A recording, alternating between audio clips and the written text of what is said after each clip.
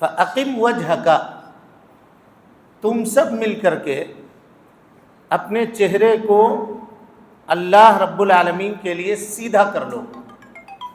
چہرے کو سیدھا کرنا سے کیا مراد ہے؟ اقامت الوجہ للدین، دین کے لیے اپنے چہرے کو سیدھا کرنا بڑی عظیم بات ہے، بڑا عظیم حکم ہے۔ اب اس سے پہلے ہمیں یہ سمجھنا ہوگا کہ دین ہے کیا چیز۔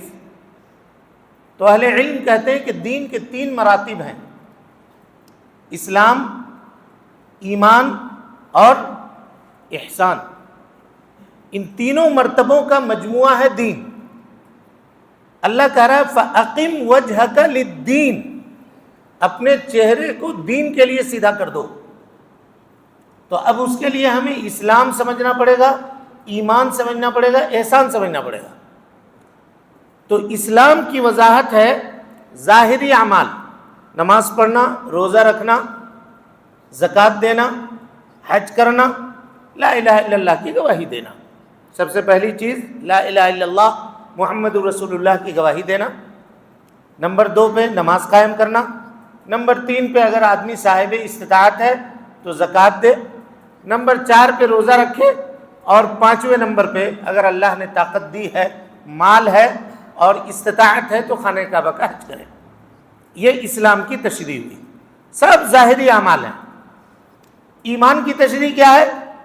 اللہ پر ایمان، ملائکہ پر ایمان، کتابوں پر ایمان، رسولوں پر ایمان، ان تؤمن باللہ وملائکتہ وکتبہ ورسلہ والیوم الآخر، آخرت کے دن پر ایمان، وتؤمن بالقدر خیرہ وشرہ، اچھی اور بری تقدیر کے اوپر ایمان۔ یہ 6 ارکان ہوئے کس کے؟ ایمان کے۔ اسلام ظاہری چیزوں پر، ایمان باطنی چیزوں پر۔ اور احسان کی کیا تشریح ہے؟ تو جس کا ظاہر اچھا اور جس کا باطن اچھا، وہ دونوں مل کر کے ہو جاتا ہے محسن۔ اور یہی سب سے اونچا درجہ ہے، سب سے اونچا درجہ احسان کا، اس کے بعد ایمان کا، اور اس کے بعد اسلام کا۔ سمجھ گئے؟ یہ ہے دین کی تشریح۔ اللہ کہتا ہے فَأَقِمْ وَجْهَكَ لِلدِّينِ، تم سب مل کر کے دین کے لیے اپنا چہرہ سیدھا کر لو۔ حنیفہ، حنیفہ مانے مائل ہو کر کے، شرک سے اپنے آپ کو کاٹ کر کے، پورے طور پر، مکمل طور پر۔ شرک زندگی کے کسی گوشے میں اللہ تعالیٰ کو ناقابل قبول ہے۔ کسی دنیا کے تمام جرموں میں سب سے بڑا جرم رب العالمین کی نگاہ میں کیا ہے؟ شرک ہے، اور بڑا بے نیاز ہے۔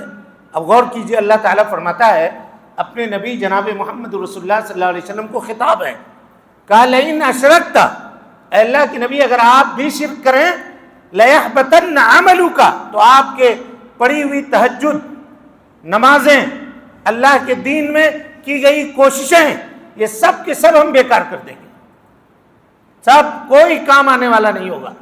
لئن اشرکت لیحبطن عملک۔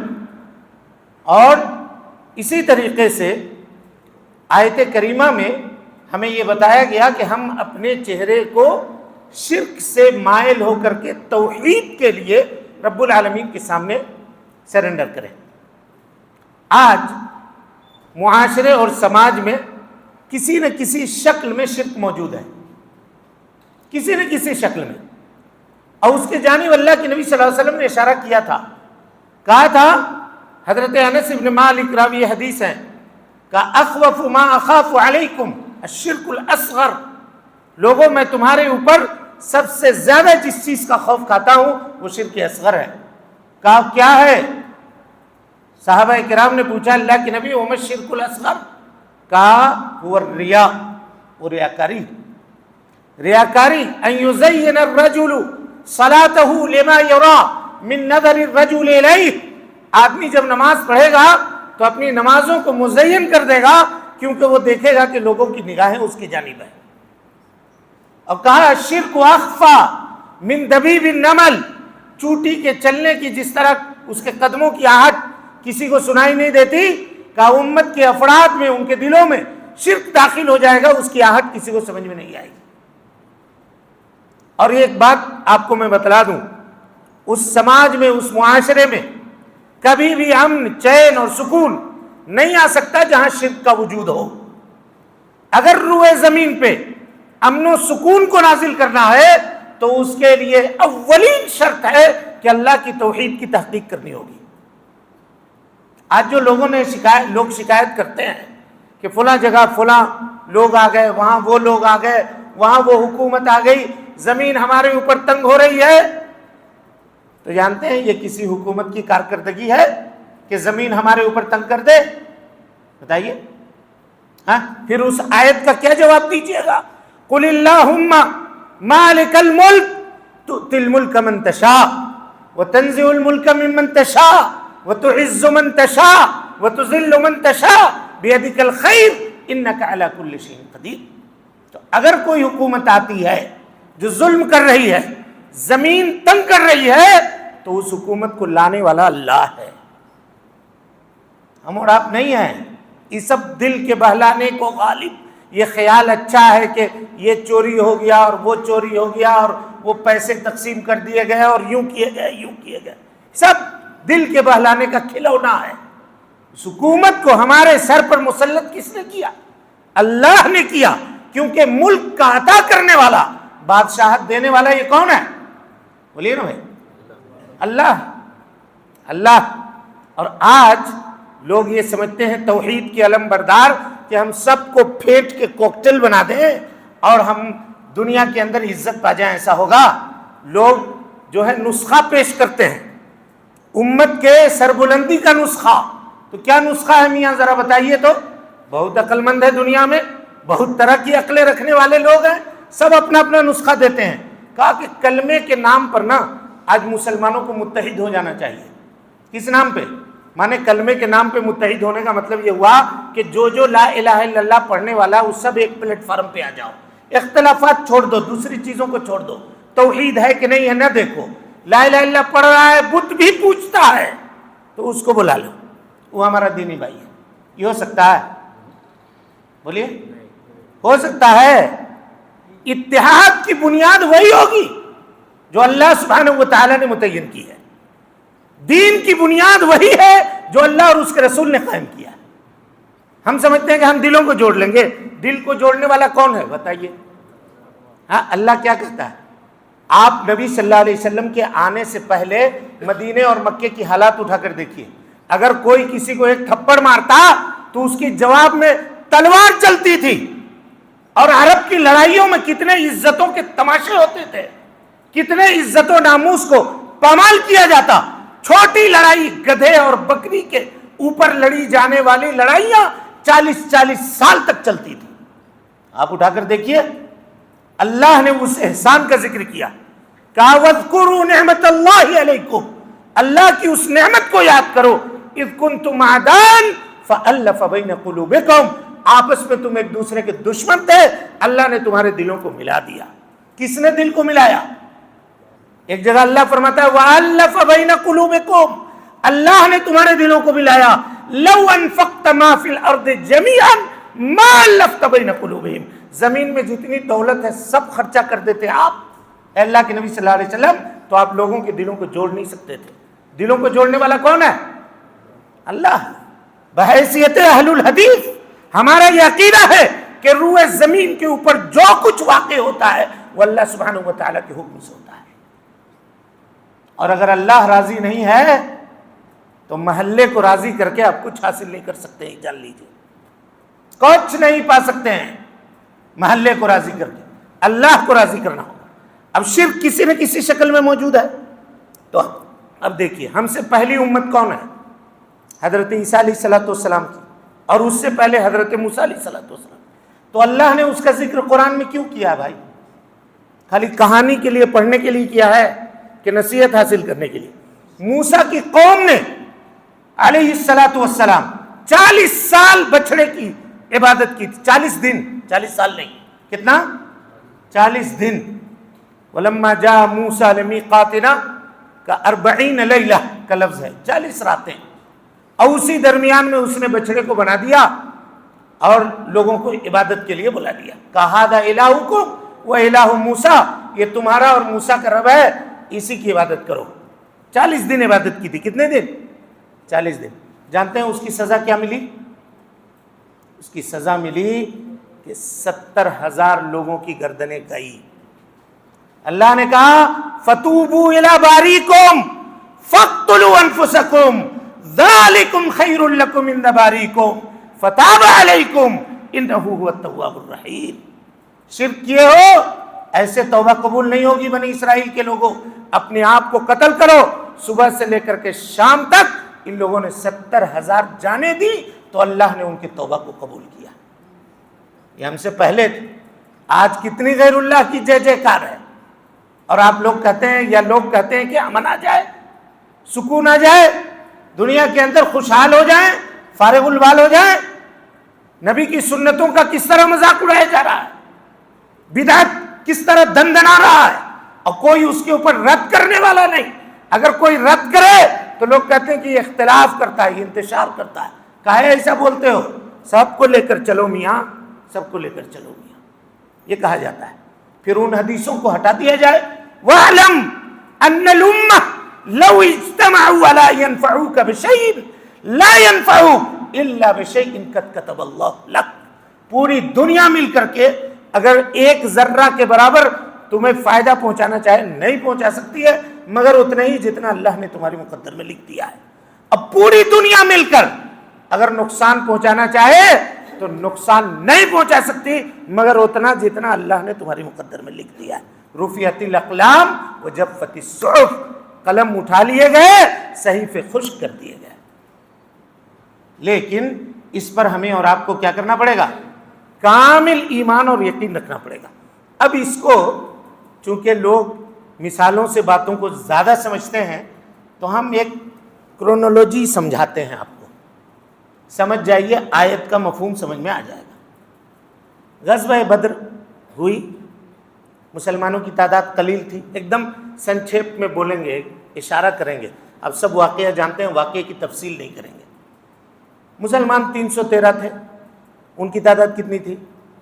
1000. لڑائی ہوئی, کیا ہوئی حالت؟ پچھاڑ کے رکھ دیا. بڑے بڑے سورما جو تھے پٹک کے ذبح کیے گئے اس میدان میں. مسلمانوں نے کہا کہ ہم نے بہت مارا. اللہ کو یہ ادا پسند نہیں آئی.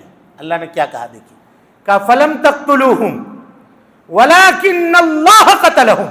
تم نے قتل نہیں کیا ہے. کس نے قتل کیا ہے؟ اللہ نے قتل کیا ہے. اور آگے کیا کہا؟ وَمَا رَمَيْتَ إِذْ رَمَيْتَ وَلَكِنَّ اللَّهَ رَمَى. اے اللہ کے نبی صلی اللہ علیہ وسلم, آپ کیا سمجھتے ہیں وہ جو مٹھی اٹھا کر کے آپ نے پھینکی تھی تو آپ نے اس کو پھینکا تھا. آپ کنکروں کی آندھیاں چلا دیتے, کوئی فرق نہیں پڑتا. وہ مٹھی, وہ کنکر میں, وہ ریت میں, ایک مٹھی ریت میں تاثیر دینے والا کون تھا؟ اللہ سبحانہ و تعالی. وَمَا رَمَيْتَ إِذْ رَمَيْتَ وَلَكِنَّ اللَّهَ رَمَى. وہ پھینکنے والا اللہ رب العالمین تھا. یہ عقیدہ ہے. بولیے, نوجوانوں کو یہ عقیدہ آج بتایا گیا یا مسلم معاشرے میں اس عقیدے کو رائج کیا گیا کہ جو کچھ بھی ہو نفع و نقصان وہ اللہ کے لیے, اللہ کی جانب سے ہے. آج ہم ظاہری وسائل کو حقیقت سمجھنے لگے اور جو سراب اور ریت کے ٹیلے ہیں ان کو ہم نے پہاڑ سمجھ لیا. یہ ہماری بھول ہے اور ہماری غلطی ہے. چلیے, یہ غزوہ ختم ہوا. اس کے بعد کون سی لڑائی شروع ہوئی؟ غزوہ احد. مسلمانوں کی تعداد 750, بعض لوگوں نے 700. بہرحال چلیے, ان کی 3000. لڑائی شروع ہوئی, مسلمان کیا ہوئے؟ جیت گئے, ہے کہ نہیں؟ اللہ نے کیا کہا؟ وَلَقَدْ صَدَقَكُمُ اللَّهُ وَعْدَهُ إِذْ تَحُسُّونَهُمْ بِإِذْنِهِ. اللہ نے اپنے وعدے کو سچ کر دکھایا جب تم ان کو پکڑ پکڑ کر کاٹ رہے تھے اپنے ہاتھوں سے. جنگ جب شروع ہوئی تو پلہ کس کا بھاری تھا؟ مسلمانوں کا. إِذْ تَحُسُّونَهُمْ بِإِذْنِهِ. آگے اللہ نے کہا حَتَّى إِذَا فَشِلْتُمْ. لیکن جب تم کمزور پڑ گئے, بزدلی دکھائی تم نے, حَتَّى إِذَا فَشِلْتُمْ وَتَنَازَعْتُمْ فِي الْأَمْرِ, آپس میں لڑنے بھیڑنے لگے, وَعَصَيْتُمْ, رسول کے حکم کو توڑ دیا, مِن بَعْدِ مَا أَرَاكُمْ مَا تُحِبُّونَ, دنیا کی چیزیں جس کو تم محبوب سمجھتے تھے جب تم نے اس کو دیکھا تو اللہ نے 4 ریزن بتلایا. کتنا ریزن؟ 4 ریزن. حتی اذا فشلتم، بزدل ہو گئے. کیسے بزدل ہوتا ہے؟ آج کہیے مسلمانوں کو کہ تعلیم کے میدان میں آگے بڑھو. کہا ہم پڑھ کے کیا کریں گے؟ ہم کو تو نوکری ملے گی نہیں. ہم تو ایسی اپیکشا کے شکار ہیں. ہم کو کون دے گا؟ مسلمان نام ہے تو ہم کہاں جائیں گے؟ اس میدان میں پیچھے ہو گئے. کسی بھی معاملے میں آپ جا کر دیکھیں تو بزدلی چھائی ہوئی ہے. سب سے پہلی چیز. اور جانتے ہیں میڈیا میں یہ چیزیں کیوں پھیلائی جاتی ہیں؟ کیوں پھیلائی جاتی ہیں؟ اسی لیے کہ تم دب کے رہو، بزدل رہو، نظر اٹھا کے نہ رہو، سر اٹھا کے نہ چلو. یہ ماحول بنایا جاتا ہے اور اس کے شکار ہیں لوگ. حتی اذا فشلتم، آگے کہا وتنازعتم فی الامر، آپس میں جھگڑا کیا، اختلاف کیا. آج جھگڑے نہیں ہیں، اختلاف ہے یا نہیں ہے؟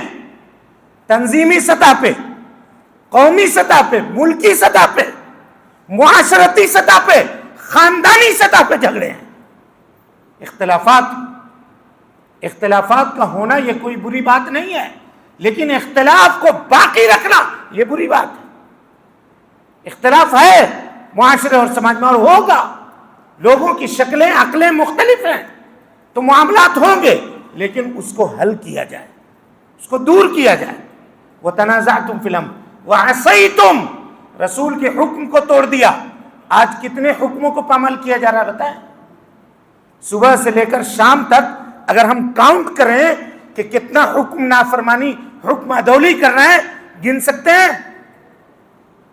اور حب دنیا کس طرح سے ہمارے دل میں سما چکی ہے. حلال و حرام کی تمیز ختم ہو گئی.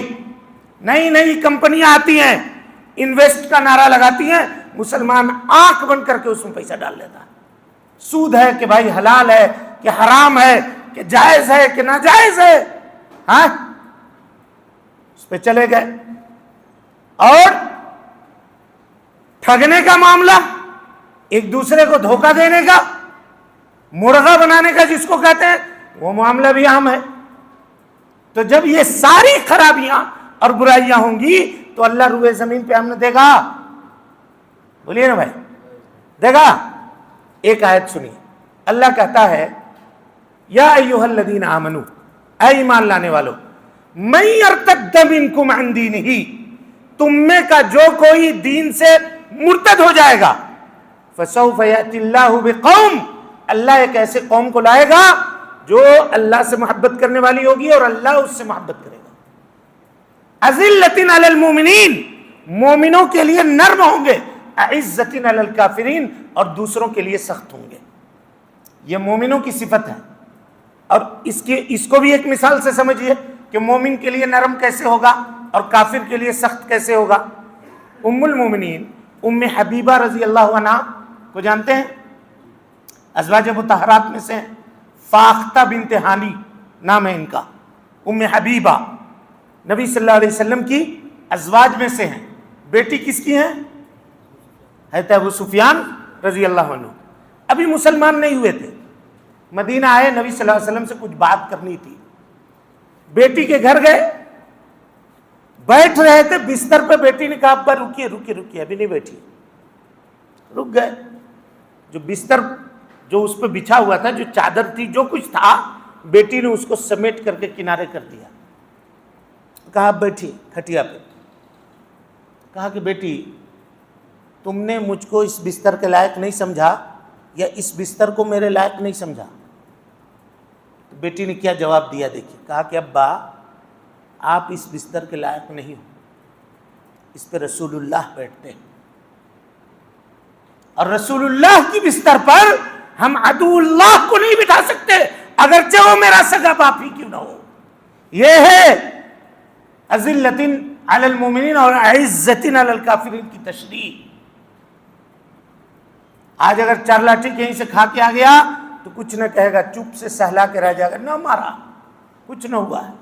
اور مسلمان خالی زور سے دیکھ دے تو اس کو 4 کو گالی دے دے گا کہ کہے دیکھا رہے تم، کیوں دیکھا ہماری طرف، آنکھ دکھاتا ہے. بولے گا کہ نہیں بولے گا؟ بولیے، ہے یا نہیں بھائی؟ روب کس پہ جھاڑے گا؟ حضرت جریر ابن عبداللہ البجلی رضی اللہ عنہ بوڑھے ہو گئے تھے، غلام کو بھیجا کہ بازار سے ایک گھوڑا خرید کے لا دو ہمارے لیے۔ غلام گیا، ایک گھوڑا لایا خرید کر کے، بڑھیا۔ کہا کتنے میں لائے گھوڑا؟ کہا 500 درہم میں۔ کہا دوڑو بابو، جاؤ جلدی سے جاؤ، مارکیٹ جاؤ، یہ گھوڑے کا مالک ہے موجود، پکڑ کے لاؤ، بلا کر کے۔ بھاگا غلام، دیکھا کہ مالک تھا ابھی موجود جو گھوڑا بیچا تھا، بلایا، کہا ہمارے مالک بلا رہے ہیں، چلیے۔ آئے، کہا بابو گھوڑا کتنے میں دیے؟ کہا حضور 500 میں، ہم راضی ہیں اس میں۔ کہا نہ نہ نہ، آپ کا گھوڑا 500 کا نہیں، آپ کا گھوڑا 700 کا ہے۔ کہا بڑے میاں آپ 700 دینا چاہتے ہیں تو دے دیجئے۔ نکال کے اور 200 روپے دیا اس کو۔ پھر جانے لگے، پھر بلایا، کہا ادھر آؤ ادھر آؤ، تمہارا گھوڑا 700 کا نہیں، تمہارا گھوڑا 1000 روپے کا ہے۔ اور جیب سے 1000 نکال کر کے دیا گیا۔ سامنے جو غلام تھا ماتھا پیٹ کے رہ گیا، کہا کہ حضور سودا طے کر لیا تھا، گھوڑا لے آیا تھا، 500 کا نقصان خامخواہ کر دیا آپ نے۔ کہا بابو نقصان نہیں کیا، میں نے اپنے حبیب سے، جناب مصطفیٰ سے یہ وعدہ کیا تھا، وَالنُّصْحُ لِكُلِّ مُسْلِمٍ، ہر مسلمان کے لیے نصیحت اور خیر خواہی کا جذبہ اپنے دل کے اندر رکھتا۔ یہ مسلمان تھا، محنت سے گھوڑا پال کر کے، جوان کر کے، ہٹا کٹا کر کے لایا ہے، اس کی محنت کی قیمت میں اگر مکمل نہ دوں تو یہ مسلمان کے ساتھ نصیحت نہیں ہے۔ آج مسلمان کو ٹھگ کر کے کہتا ہے کہ اس کو مرغا بنا دیا۔ ہاں، کیا سمجھتے ہیں کہ اللہ کی شریعت ایسے ہی ہے اور امن و سکون اور چین ایسے ہی نصیب ہو جائے گا، مل جائے گا؟ اذلۃ علی المؤمنین اعزۃ علی الکافرین۔ بات چل رہی تھی غزوہ احد کی، 4 ریزن بتا دیا، جس میں چوتھی چیز کیا تھی؟ حب الدنیا۔ وہ آج ہمارے یہاں سمجھ چکی ہے، اچھی بات ہے۔ یہ لڑائی چھوڑیے، بس اور 5 منٹ ہیں آپ کے سامنے، بات ختم کریں گے۔ اس کے بعد کون سی لڑائی ہوئی غزوہ احد کے بعد؟ غزوہ خندق۔ مسلمان ویسے ہی کمزور تھے، ابھی طاقت میں نہیں آئے تھے، سخت سردی کا زمانہ تھا، مدینے میں بھوک مری تھی، کھانے کے لیے کچھ نہیں تھا لوگوں کے پاس۔ نبی نے کہا خندق کھودنا پڑے گا، چلو چلو۔ جان چکے تھے ایک مرتبہ نافرمانی کرنے کی سزا۔ مدینہ اس زمانے میں اتنی بڑی بستی تھی جتنی بڑی آج مسجد نبوی ہے، اور اتنی چھوٹی بستی میں 70 جنازہ ایک ساتھ اٹھے گا تو کیا حالت ہوگی بستی والوں کو؟ سوچئے تو کیا حالت ہوگی۔ دیکھ چکے تھے، نبی نے کہا خندق کھودنی ہے تو آپ جا کر دیکھ لیں وہ زمین جس کو کھودنے میں پکلین کا پہا ٹیڑھا ہو جائے گا۔ صحابہ کرام نے کدال اور سبل سے خندق کھود دیا، نبی کا آرڈر تھا، ٹوٹنا نہیں چاہیے تھا۔ اللہ نے دیکھا، کہا کہ تمہارا امتحان تھا، امتحان میں کامیاب ہو گئے، لڑنے کی طاقت نہیں رکھتے ہو، ہم لڑائیں گے نہیں، بغیر لڑے جتا دیں گے۔ اور جتا دیا جنگ، جتایا نہیں جتایا۔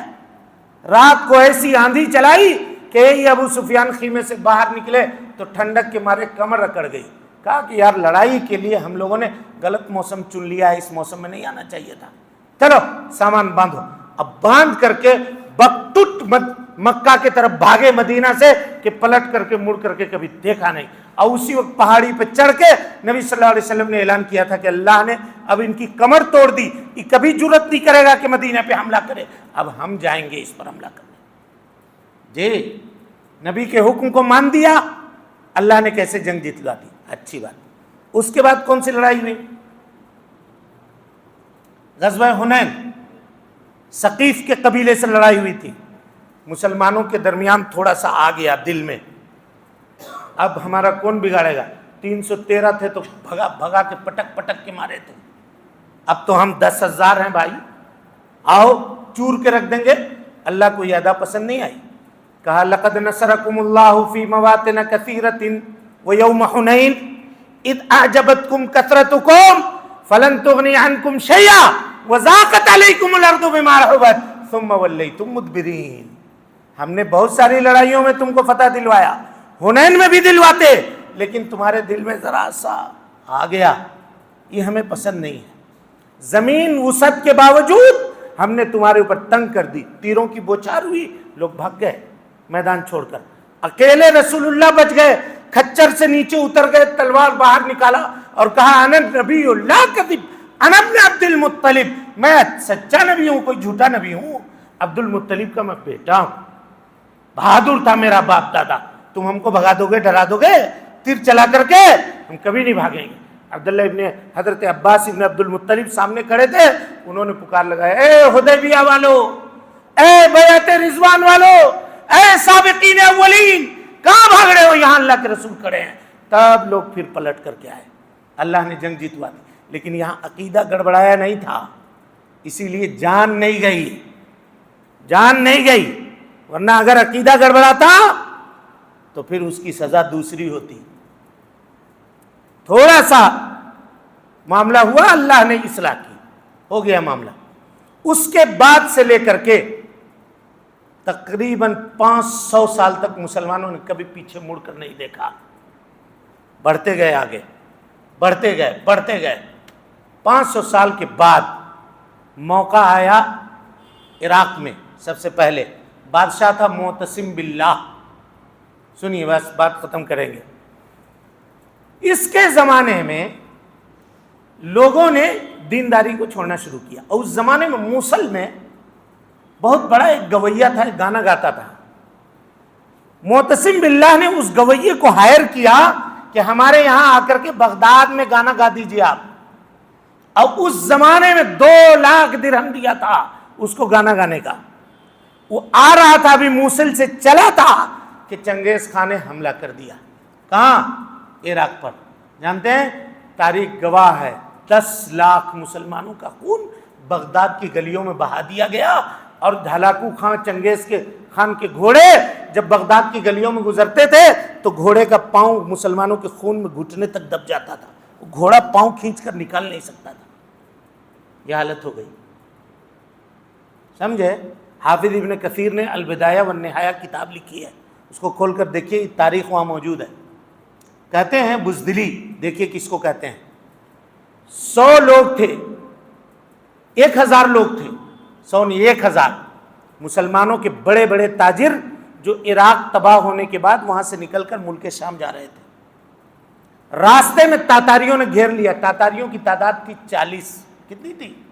40، گھیر لیا ان کو، لیکن ہتھیار اس وقت نہیں تھا ساتھ میں، تو کہا کہ تم یہیں کھڑے رہو جی، مسلمان ہو سب، تاجر ہو، کہا کہ ہاں یہیں کھڑے رہو، جا رہے ہیں، تلوار گھر سے لے کر آئیں گے، اس کے بعد تم کو ماریں گے۔ بزدلی دیکھیے اللہ کی جانب سے کہ 1000 تاجر جوڑ سے چلا دیتا تو یہ تاتاریوں کا کلیجہ پانی ہو جاتا، لیکن جس کے دل میں اللہ بزدلی ڈال دے بدعمالیوں کے نتیجے میں، اس کی بزدلی کو کون ختم کرے گا؟ یہ لوگ وہیں کھڑے رہے، وہ تلوار اپنے گھر سے لے کر آیا اور قتل کیا، اس میں 70 بچے تھے۔ اب ان کا دل نہیں مانتا تھا کہ بچوں کو نہیں ماریں گے جی، نہ، تو ایک تاتاری نے کہا کہ ٹھیک ہے، اگر کہتے ہو تو ہم مار دیں گے، لیکن فیس زیادہ دینی پڑے گی، کہا دیں گے۔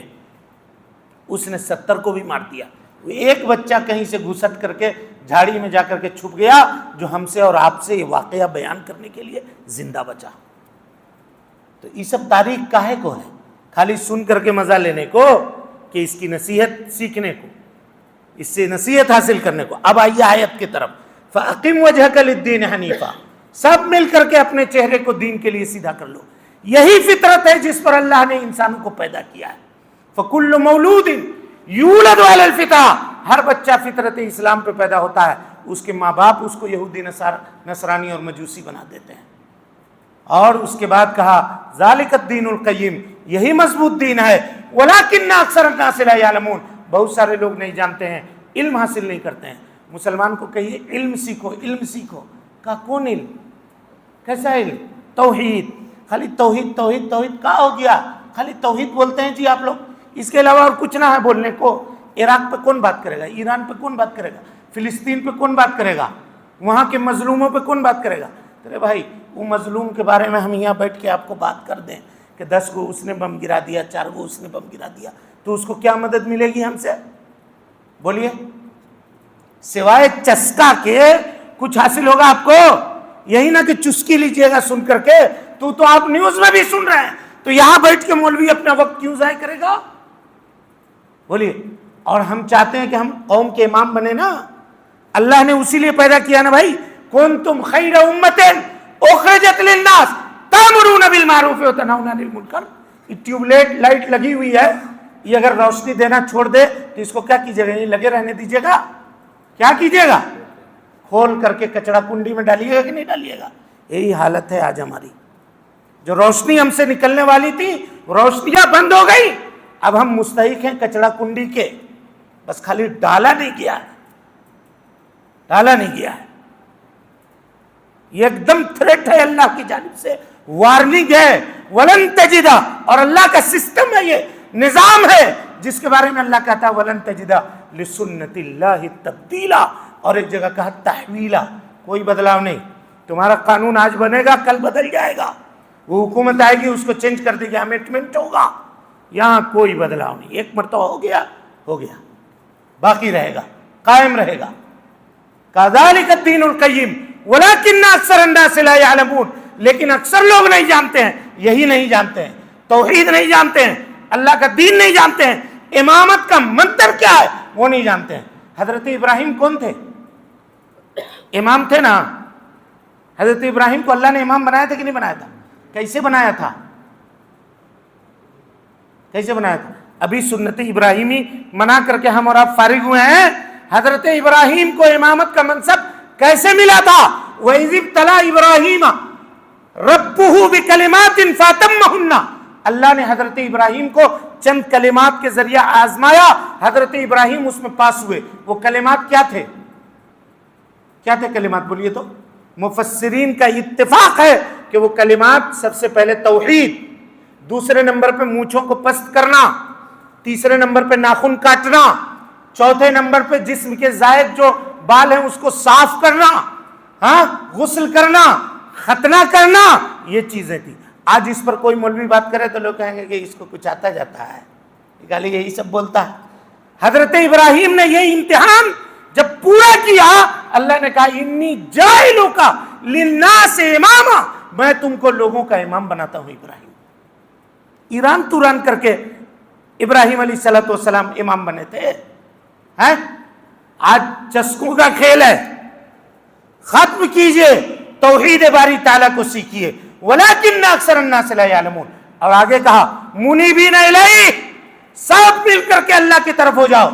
آج کوئی منیب الی النفس ہے، اپنے نفس کی طرف، منیب الی المال ہے، منیب الی المنصب ہے. ہم کو کرسی چاہیے، جو چاہے کروا لو، ہم تیار ہیں اس کے لیے. جو کرم کروانا چاہتے ہو کرواؤ، خالی کرسی دے دو، ہم ریڈی ہیں. ہم کو مال چاہیے، جو گناہ کرنا ہے کروا لو، سود ہو کے ڈکیتی ہو کے چوری ہو کے کوئی بھی معاملہ ہو کرو، ہم ریڈی ہیں. منیب الی النفس، منیب الی المال، منیب الی الجاہ، منیب الی المنصب رہے گا تو کبھی بھی ہم نہیں ملے گا. منیبین الیہ، اللہ کی جانب سے پلٹو. واتقو، اس کا تقوی اختیار کرو. واقیموا الصلاۃ، نماز قائم کرو. آج نمازوں کی کیا حالت ہے؟ ولا تکونوا من المشرکین، اب مشرک مت ہو جاؤ. آگے اللہ نے کہا من الذین فرقوا دینہم، ان مشرکوں کی طرح جنہوں نے دین کو ٹکڑے ٹکڑے کر دیا. وکانوا شیعا، اور ٹکڑے ٹکڑے ہو گئے. کل حزب بما لدیہم فرحون، اللہ نے ان کو اس خوش فہمی میں مبتلا کر دیا کہ ہر ٹکڑا، ہر گروہ کہتا ہے کہ ہم حق پر ہیں. اس کو پہلے پتا تو چلے کہ ہم باطل پر ہیں، تب نہ توبہ کرے گا اور صحیح دین ڈھونڈے گا. اللہ نے ذہن پہ مہر لگا دی، کہا جو جس برائی پر ہے اپنے آپ کو سمجھتا ہے کہ ہم ہی حق پر ہیں. ہم سے بڑا کوئی حق پرست اس دنیا کے اندر نہیں ہے.